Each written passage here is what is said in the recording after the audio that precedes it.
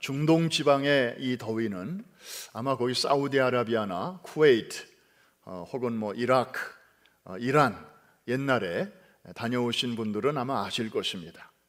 이 차량 번닛에다가 날계란을 깨서 탁 떨어뜨리면 그 자리에서 계란 후라이가 되지요. 그리고 이 아라비아 사막으로부터 불러오는 이 동풍이 대단합니다. 현지에서는 이것을 함심이라고 하지요. 이 열풍입니다. 열풍, 그야말로 요나서에 그게 나오지 않습니까? 이게 한번 지나가면 그냥 온 식물들이 그대로 다 말라비틀어져 버립니다. 그러니까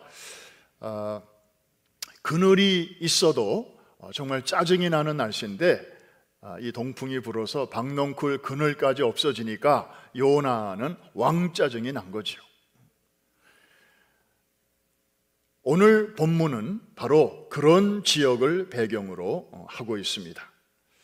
여러분, 예나 지금이나 하나님께서 인간을 찾아오실 때 사용하시는 방법이 크게 두 가지가 있습니다. 하나는 초자연적인 방법, 예를 들어서 환상을 통해서 혹은 꿈을 통해서 혹은 말씀을 통해서 이렇게 당신의 뜻을 알려주시는 방법이 있습니다. 그런가 하면 자연적인 방법도 있습니다. 그 대표적인 것이 바로 사람 모양으로 우리의 삶의 현장으로 찾아오시는 것이죠. 오늘 사건이 바로 그렇습니다. 하나님께서 수행천사 2명과 함께 나그네로 변장하시고 찾아오신 것입니다. 하나님이 그냥 말씀으로만 하셔도 될 텐데 굳이 우리와 비슷한 인간의 모양으로 변장하시고 찾아오시는 이유는 무엇일까요? 좀 더 우리에게 확실하게 분명하게 그 뜻을 전달하시기 위해서일 것입니다. 오늘 그 스토리의 앞부분을 보면 2절에 사람 셋이 맞은편에 서 있는지라 이렇게 되어 있습니다. 아브라함이 살고 있는 천막까지 그냥 오셔서 문을 두드리셔도 될 텐데 적당한 거리에서 standing nearby 그냥 거기에 서 계셨습니다. 아마도 아브라함이 어떻게 하는가 그 반응을 좀 살펴보시기 위함이었던 것 같습니다. 그런데 여러분, 이때가 하루 중 어느 시간이었습니까? 성경에 그 시간을 우리에게 분명하게 밝히고 있습니다. 이유가 있다는 거죠. 거기에 뭔가 의미가 있다는 것입니다. 자, 언제 하나님이 방문하셨나요? 우리 1절 말씀 한번 보시겠습니다. 제가 읽겠습니다. 여호와께서 마므레의 상수리 나무들이 있는 곳에서 아브라함에게 나타나시니라. 날이 뜨거울 때에 그가 장막문에 앉아 있다가. 뭔가 의미가 있다는 거죠. 날이 뜨거울 때에 언제를 말하는 것일까요? 저것은 해가 중천에 떠 있는 기간입니다. 다시 말해서 태양빛이 직사광선으로 내리쬐는, 그러니까 하루 중에서 가장 더운 시간을 말하는 것이죠. 저 영어 표현을 보십시오. In the heat of the day. 그 하루 중에서 가장 열이 많은 그런 시간에, 하필이면 하나님이 그 시간에 찾아올 게 뭐가 있습니까? 그런데 하나님은 그 시간을 선택하셨습니다. 이때 아브라함의 태도가 어땠는지 좀 한번 같이 보실까요? 자, 2절 앞부분 한번 보여주실까요? 자, 같이 한번 읽겠습니다. 시작. 눈을 들어본즉 사람 셋이 맞은편에 서 있는지라. 그가 그들을 보자 곧 장막문에서 달려나가 영접하며 몸을 땅에 굽혔다 그랬습니다. 여러분, 아브라함의 그 동작이 눈에 좀 이렇게 그려지시나요? 곧 장막문에서 달려나가 영접했다. 여러분, 물론 아브라함은 본토와 친척과 아비집을 24년 전에, 아주 오래전에 떠난 사람이죠. 사람이 얼마나 그리웠겠습니까? 타향살이에 얼마나 외로웠겠습니까? 그렇지만 여러분, 아브라함이 지금 나이가 almost 100세가 다 됐습니다. 99세입니다. 늙었습니다. 젊은이가 아닙니다. 게다가 지금 저기 서 있는 세 사람은 난생 처음 보는 생면부지의 낯선 나그네입니다. 그런데 그들을 보자마자 달려가서 영접한 것은 뭘 말하는 것일까요? 이거는 그냥 자연스럽게 우러나오는 그런 환대였습니다. 친절이었습니다. 그가 평소에 나그네들을 어떻게 대했는가 하는 그의 라이프 스타일이 그대로 드러난 것입니다. 아이, 목사님, 하나님이 방문하셨는데 그 정도도 못합니까? 이렇게 또 생각하시는 분이 계실 것입니다. 저도 오랫동안 그렇게 생각했으니까요. 그런데 이 사건을 풀어주는 신약의 말씀이 히브리서 13장 2절쯤에 나오는데요, 거기 저렇게 되어 있습니다. 제가 읽어보겠습니다. 손님 대접하기를 잊지 말라. 이로써 부지 중에 천사들을 대접한 이들이 있었느니라. 성경에 저기에 해당되는 분들이 많이 있겠죠. 그러나 가장 대표적인 사건을 들라면 바로 창세기 18장에 나오는 아브라함의 사건일 것입니다. 여기 보면 부지 중에 천사들을 대접했다. 나중에야 알았겠지만 적어도 처음에는 몰랐다는 것이죠. Without knowing it. 아마 알았다면 아브라함은 더 잘했겠지만 몰랐으면서도 저렇게 했다면 참 평소에 아브라함이 어떤 삶을 산 사람인가를 알 수 있습니다. 2절 그 다음 부분을 보면 또 저런 동작이 나옵니다.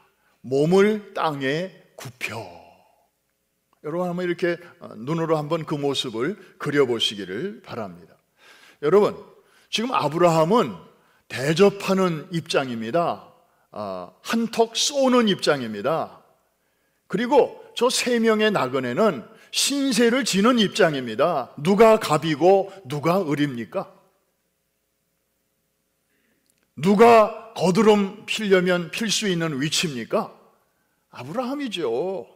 저 사람들은 그냥 지나가는 나그네고, 그런데 마치 종이 상전을 대하는 것처럼 그렇게 최대의 예우를 갖추어서 대접을 하고 있습니다. 우리 8절로 한번 뛰어넘어가 볼까요? 자, 아브라함이 엉긴 젖과 우유와 하인이 요리한 송아지를 가져다가 그들 앞에 차려놓고 나무 아래에 모셔 섬에 그들이 먹으니라. 여러분, 저런 내용은 이렇게 읽을 때 우리는 그냥 넘어가죠. 그런데 한번 아브라함의 신발을 신고 저것을 한번 생각해 보세요. 자, 천막 안은 너무 더우니까 아마 상을 천막 바깥에 나무 아래에 통풍도 잘 되고 하니까 그쪽에다가 아마 마련한 것 같습니다. 그런데 이제 종들이 음식도 가져오고 하는 사이에 아브라함은 어디에 지금 있어서 어떻게 하고 있습니까? 나무 아래에 모셔 섰다.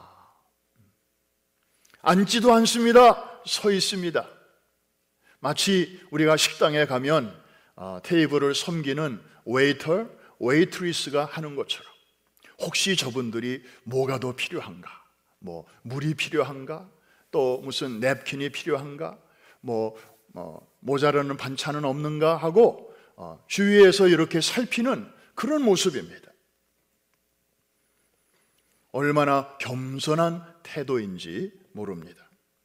게다가 7절을 보면 어떤 종류의 음식을 내왔는지 또 우리에게 보여주네요. 우리 다 같이 한번 읽어볼까요? 아브라함이 또 가축 떼 있는 곳으로 달려가서 기름지고 좋은 송아지를 잡아 하인에게 주니 그가 급히 요리한지라. 아침에 먹던 거 대접하지 않았습니다. 어저께 레프트 오버한 거 그거 내놓지 않았습니다. 할 수 있는 아주 최고의 기름지고 좋은 송아지, 필레미뇽, 아주 좋은 안심 스테이크 이런 거를 대접을 했다는 것입니다. 게다가 오늘 본문 1절부터 8절까지 쭉 읽어보면 그들의 그 몸놀림, 동작을 나타내주는 그런 그 표현들이 여러 가지가 나오고 있는데 시간을 아끼기 위해서 그냥 이렇게 모아봤습니다. 그랬더니 저런 표현들이 반복해서 나오고 있습니다. 2절에 곧 장막문에서 달려나가 영접했다. 6절에 급히 장막으로 가서 아내에게 말했다. 또 6절 보면 속히 고운 가루 세 스아를 가져다가 반죽하여 떡을 만들라 이렇게 말을 했고요. 7절에 보니까 그 말을 들은 하인이 급히 가서 요리한지라. 그러니까 아브라함도 막 급히, 사라도 급히, 그 다음에 하인들도 급히, 그냥 이 손님들이 와 있는 동안에 온 가족들이 뭐 주인부터 종까지 아주 라피도, 그냥 빨리빨리 신속하게 이렇게 움직이는 모습을 볼 수 있습니다. 정말 이분들이 억지로 하는 게 아니고 기쁨으로, 그리고 정성과 최선을 다해서 대접하는 모습이 역력합니다. 자, to make a long story short, 이런 일이 있은 후에 하나님께서 이 가정을 신방 오셔가지고 마지막으로 큰 선물을 주고 가셨습니다. 그게 뭘까요? 자, 18장 10절, 아주 최고의 선물이죠. 아직 이루어지진 않았지만 저 약속을 마지막으로 한 번 더 주고 가셨습니다. 저 말씀 이후에는 다시는 아들 준다는 말씀이 1년 동안 없었으니까요. 마지막으로 주신 약속 같이 한번 읽습니다. 시작. 그가 이르시되 내년 이맘때 내가 반드시 내게로 돌아오리니 내 아내 사라에게 아들이 있으리라 하시니 사라가 그들의 장막문에서 들었더라. 좋은 소식, 아주 꼭 필요한 선물에 대한 약속을 한 번 더 주시고 이제 저 새 나그네는 아브라함의 장막을 떠나게 됩니다. 정말 날이 뜨거울 때에 이 시간은요, 그 지역에 사는 사람들은 아무도 일하는 시간이 아닙니다. 다 하던 일 멈추고 그늘에 들어가서 쉬어야 하는 시간입니다. 그런데 하나님이 그 시간에 방문하셨고 아브라함 부부는 그 시간에 지극정성으로 대접을 했습니다. 그랬더니 하나님께서는 그 가정에 또 좋은 소식을 이제 던져주시고 가셨던 것입니다. 이게 오늘 스토리의 끝입니다. 오늘 특별히 교사 주일을 맞이해서 하나님이 주신 이 말씀을 우리가 한번 깊이 생각해 봅니다. 코로나 사태를 겪으면서 목회자로서 가장 마음에 걸리는 교회 안에 있는 그룹이 크게 두 가지가 있었습니다. 하나는 연세 많으신 시니어 어른들의 그룹이고, 다른 하나는 반대로 저 나이 어린 자녀들 그룹이었습니다. 우리 시니어 그룹 어떤 분들입니까?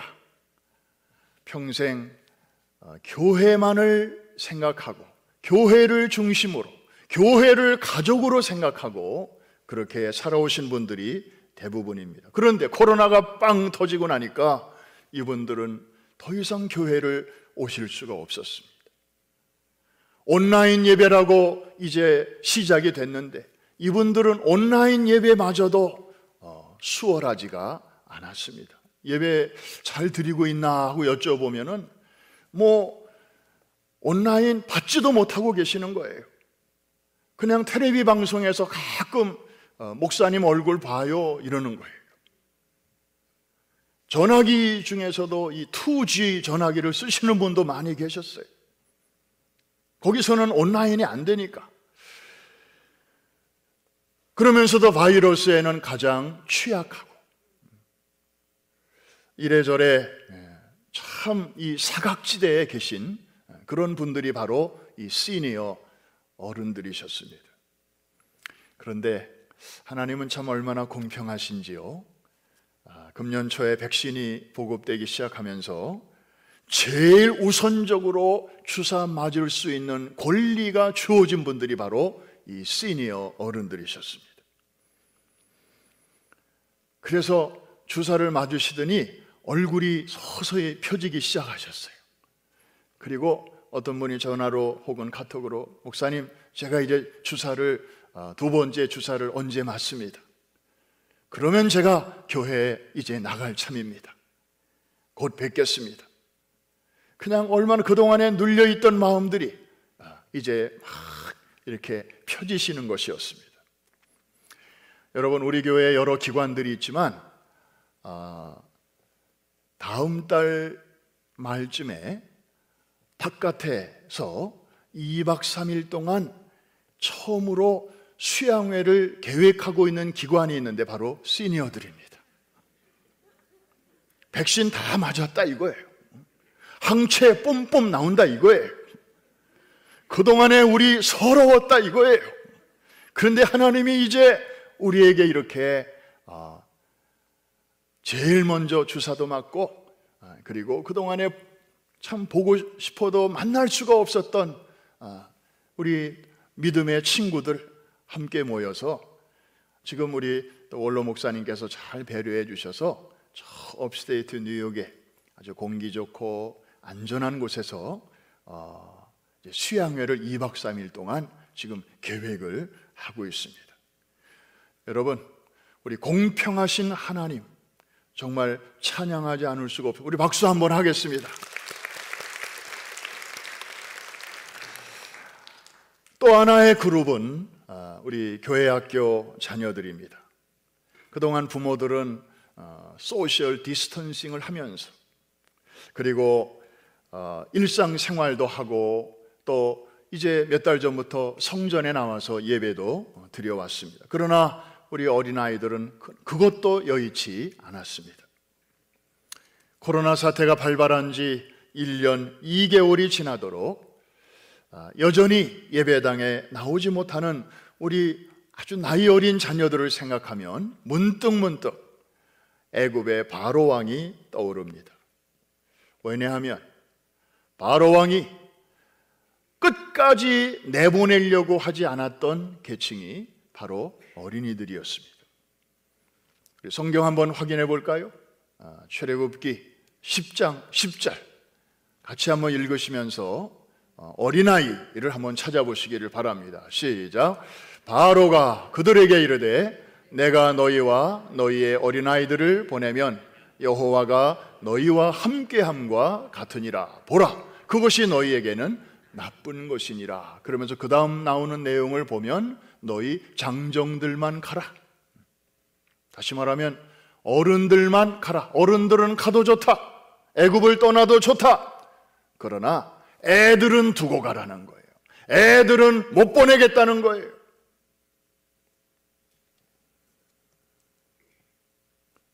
지난 1년 2개월 동안에 21세기에 이런 똑같은 일이 벌어지고 있었습니다. 교회 학교에 심각한 위기가 찾아온 것입니다.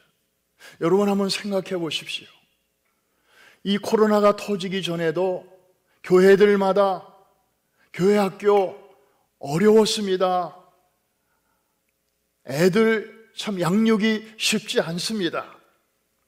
익숙한 방식으로 하는데도 어려웠는데 코로나가 빵 터지니까 전에는 한 번도 사용해 본 적이 없는 소위 온라인이라고 하는 방식으로 애들을 양육해야만 했는데, 아니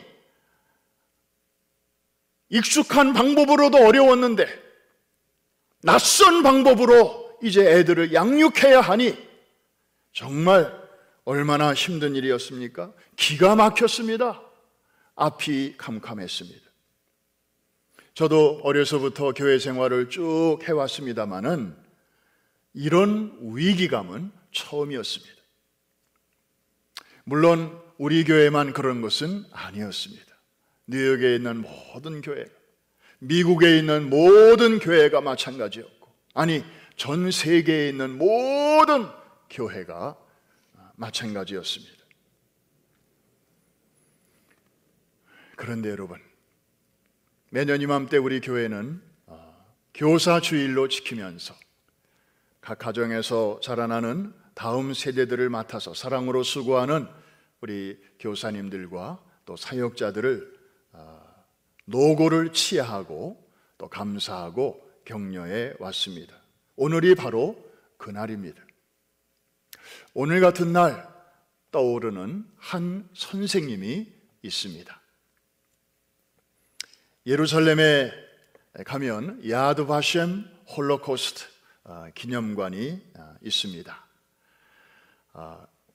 그 경내를 걷다 보면 사진에서 보는 것처럼 한 남자가 여러 아이들을 이렇게 끌어안고 있는 그런 동상을 저렇게 만나게 됩니다. 지금 아이들의 표정은 굉장히 두려움에 사로잡혀 있습니다.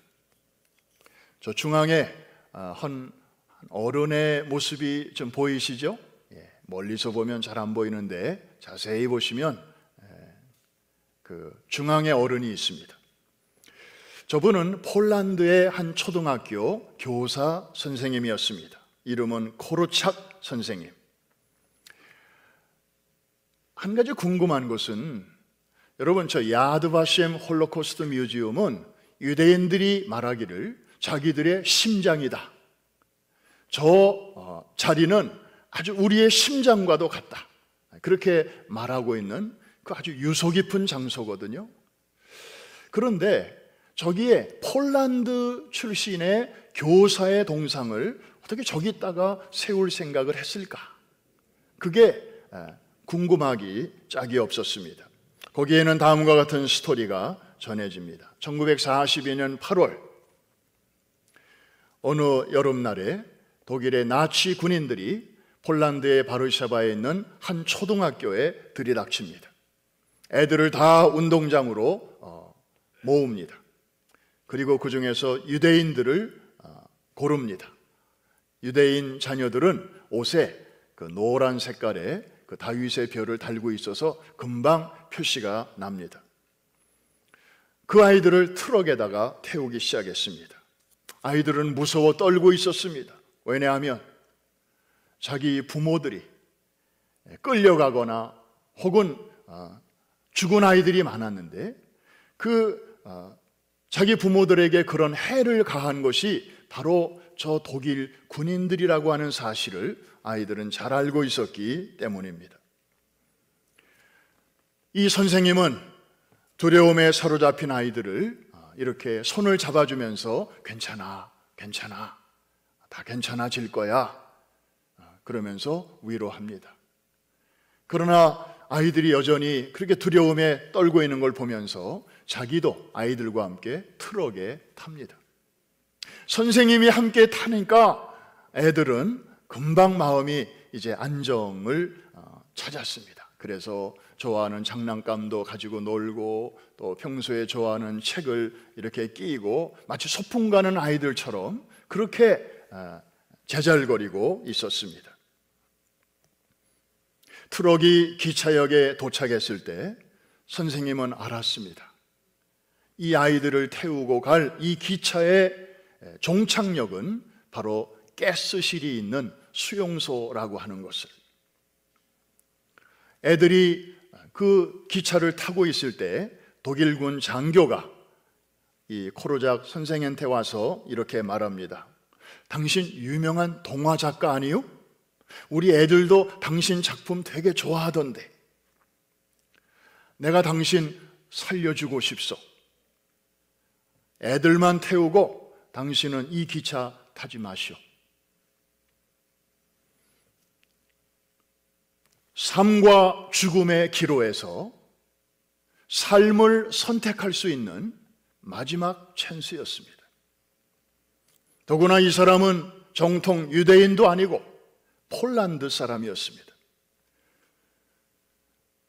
이때 이 교사는 자기가 양육하고 있는 200명에 가까운 이 유대인 아이들을 차마 버릴 수가 없었습니다. 아이들은 지금 이 순간까지도 이 선생님을 바라보면서 마음의 안정을 누리고 있었는데, 마지막 순간까지 자기를 신뢰하고 인간의 선을 믿는 이 아이들의 마음을 저버리지 않도록 하기 위해서 기꺼이 아이들과 함께 죽음의 기차에 올랐던 것입니다. 그리고 아이들과 함께 가스실로 같이 들어가고 그들과 운명을 같이 하였습니다. 이분이 바로 폴란드의 소아과 의사이자 동화 작가였던 야누sz 코르착 선생이었습니다. 훗날 이 이야기를 전해 듣고 유대인들은 자기들의 자녀들을 이렇게 그 끔찍한 순간까지 그 곁에 있어주고 지켜주었던 그 폴란드인의 숭고한 사랑과 정신을 기억하기 위해서 바로 저 유서 깊은 장소에 저런 동상을 세웠던 것입니다. 올 블랙의 저 색깔은 그 당시에 저들이 통과해야만 했던 유대인의 흑역사를 색깔로 그대로 보여주고 있습니다. 사랑하는 성도 여러분, 이제 말씀을 정리합니다. 우리는 지난 1년 2개월간 돌이켜볼 때에 코비드-19 때문에 하마터면 우리의 자녀들을 잃어버릴 뻔했습니다. 그런데 이 혼란과 혼돈 속에서 우리의 자녀들을 잘 지켜준 고마운 분들이 있습니다. 가정에서는 부모님들이 그 역할을 잘 해주셨습니다. 교회에서는 우리 담당 사역자들이, 패스터들이 밤잠을 설치면서 온라인으로 말씀을 준비했습니다. 난생 처음 해보는 일이었습니다.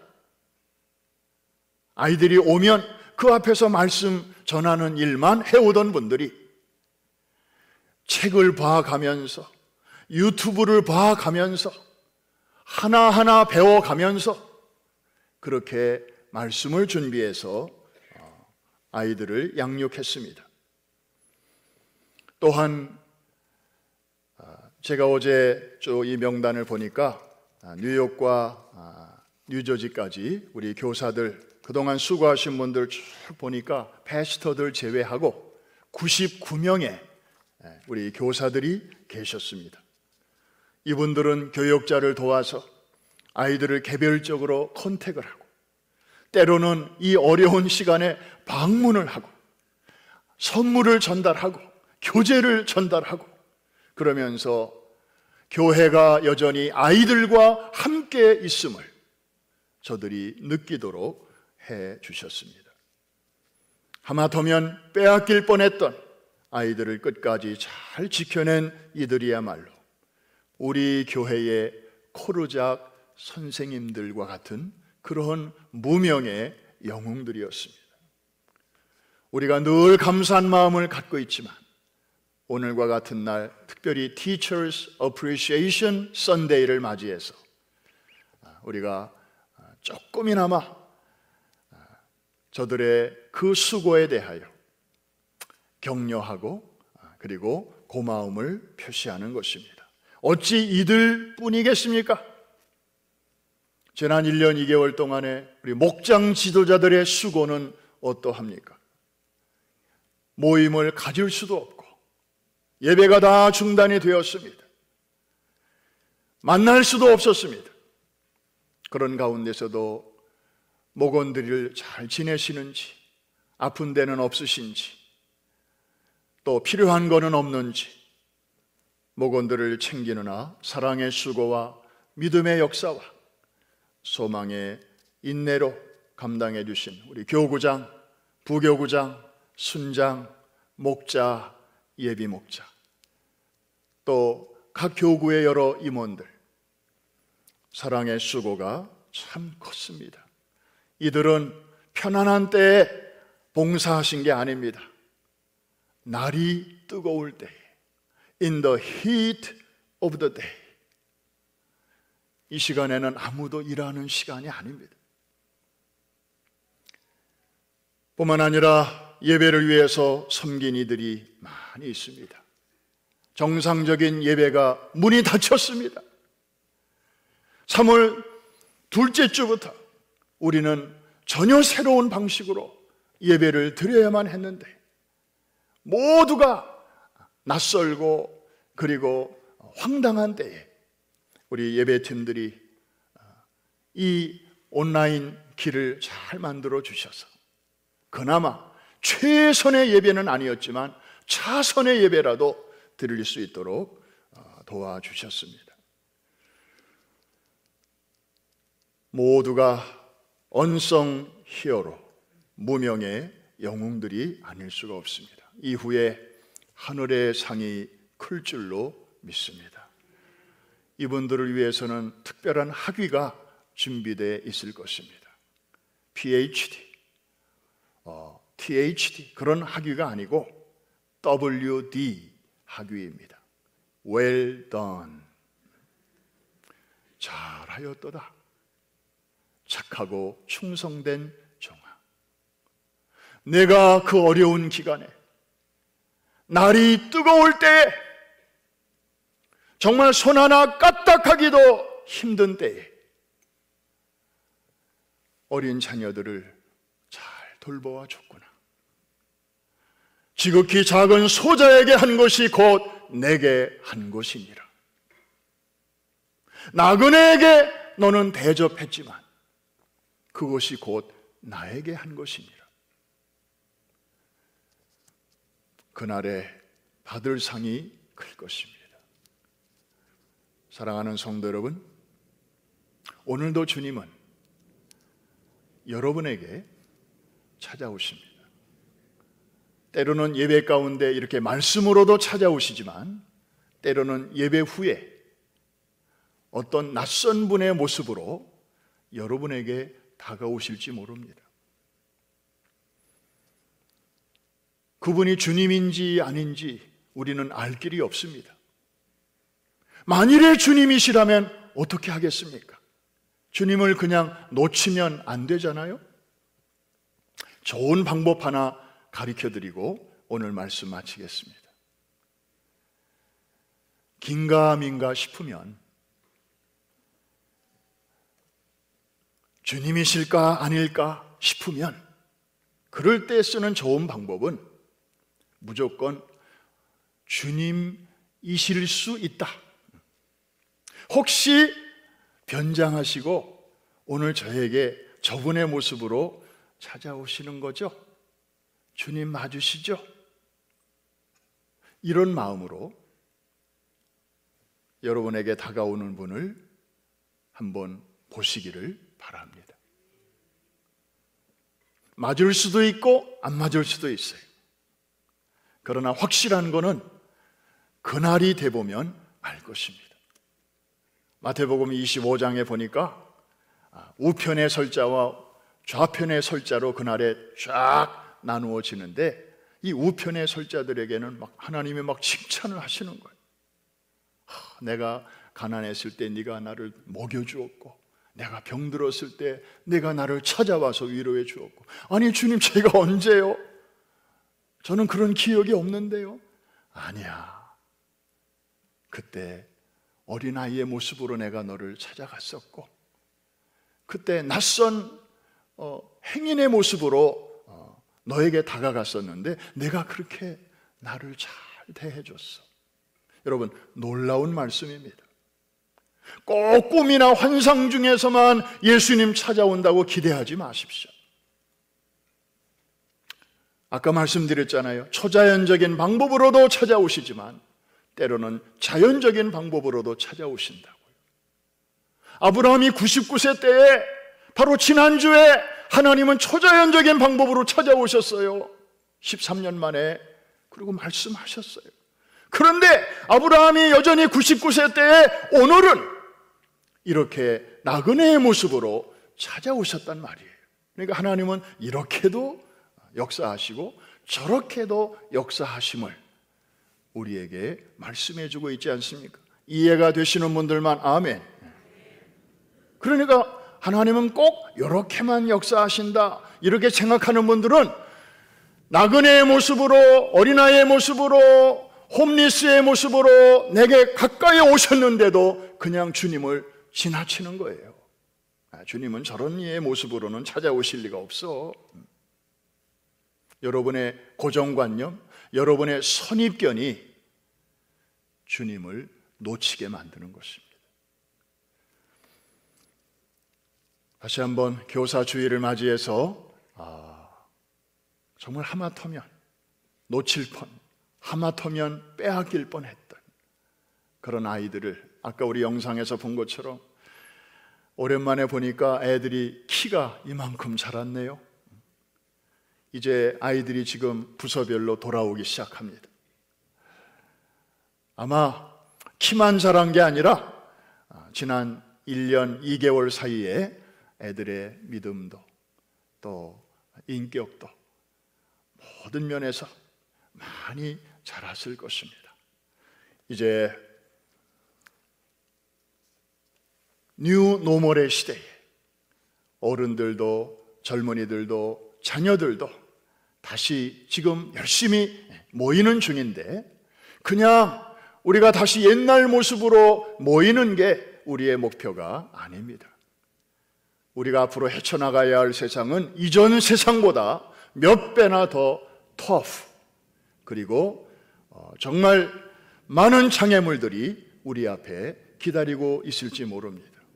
코로나보다 몇 배나 더 강한 놈들이 앞으로 우리를 방문할지도 모릅니다.